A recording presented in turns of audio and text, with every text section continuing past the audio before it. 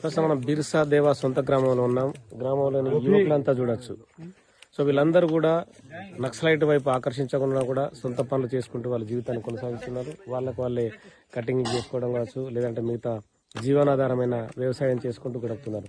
చాలా మంది యువకులు మనకు కనిపిస్తున్నారు. మరి వీళ్ళంతా భవిష్యత్తు భారత్ పౌరులుగా భారత ప్రభుత్వం చెప్తుంటుంది. కానీ వీళ్ళు మాత్రం ఇక్కడ అటవీ ప్రాంతంలో చదువు లేని వారిగా మగ్గిపోతున్న దృశ్యం మనకు కనిపిస్తుంది.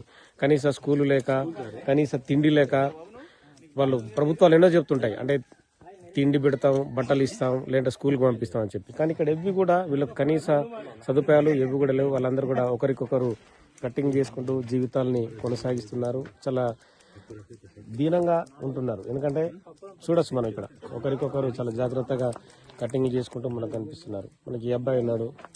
आप कैसे है? इधर कैसे चल रहा है आपको लाइफ? बोलो बोलो बोलो, बात करो डेली। हाँ जनरल बात करो, हिंदी में बोलो। डेली क्या करते आप?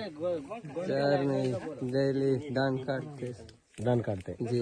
ओके, आपका माँ बाप भी वही है? जी घर में शर्मा नहीं है महाराज। हमारा कितना कमाते महीने को? महीना से हमको पता नहीं। సో మొత్తానికైతే వాళ్ళు చాలీన సంపాదన అనేది వీళ్ళ దగ్గర మనకు కనిపిస్తుంది. సో మొత్తానికైతే జీవితాలు అనేది మాత్రం దౌర్భాగ్యం అని చెప్పొచ్చు.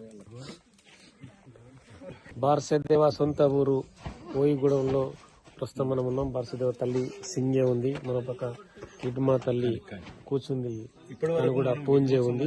సో మొత్తానికి ఈ ఊరికి వచ్చాం. ఈ ఊరి నుంచి రిపోర్టింగ్ చేస్తూ వీళ్ళ స్థితిని మనం బయటకు చూపించాం. కానీ బార్సదేవ మాత్రం బెటాలియన్ కమాండర్ గా, PLG చీఫ్ గా కొనసాగుతున్నాడు. తను గెరిల్లా యుద్ధ తంత్రంలో నిపుణుడు కాబట్టి ఇటుమా స్థానాన్ని భర్తీ చేసి దిశగా ఉన్నాడు. ఇటుమా ఎన్కౌంటర్ తర్వాత తన తల్లి మాత్రం ఇప్పటికీ తన కొడుకు లొంగిపోవాలనే భావిస్తుంది. మరి ఎంతవరకు బార్సదేవ సో తన అంటే మనకు భాష రాకున్నా కూడా తన కొడుకు సరెండర్ అయితే ఆశాభావాన్ని వ్యక్తం చేస్తుంది. సో మామూలుగా వీళ్ళ స్థితిని, మాట్లాడే పద్ధతిని కూడా గమనిస్తే కనుక ఇప్పటికి కూడా అమాయకత్వం అనేది ఖచ్చితంగా కనిపిస్తుంది.